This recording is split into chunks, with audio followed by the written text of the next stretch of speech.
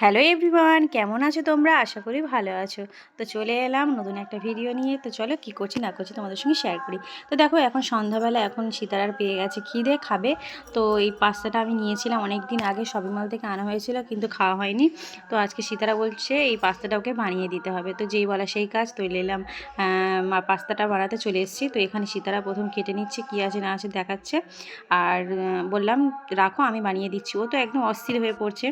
তো যাই হোক, এখানে আমরা হাত দিয়ে দেখছিলাম মানে মশলাটা কী কী মশলা আছে, তো তোমাদেরকে দেখাবো কী আছে না আছে। তো এটা বানানোর জন্য আমি এখানে বসিয়ে দিলাম গরম জল। জলটা ফুটবে, ফুটে তারপরে এগুলো দিয়ে দিতে হবে। এক্সট্রা করে কিছু দিতে হবে না, যেমনই আমরা নর্মালি পাস্তা বানাই অনেক কিছু দিতে হয়, এটা দিতে হবে না। তো যাই হোক, এখানে সব কিছু আমি রেডি করে নিয়েছি। সব কিছু নেওয়ার পরে আমি এখানে গরম জলটা হয়ে গেছে, আমি এর মধ্যে পাস্তাটা দিয়ে দিলাম। দেওয়ার পরে মশলাটা দেবো ফুটে উঠলে। তো এই আমার একদমই সত্যি বলতে পার্সোনালি আমার পাস্তা ম্যাগি বলো এগুলো আমার একদমই খেতে ভালো লাগে না, কিন্তু সীতারার খুব ভালো লাগে, এগুলো খেতে পছন্দও করে।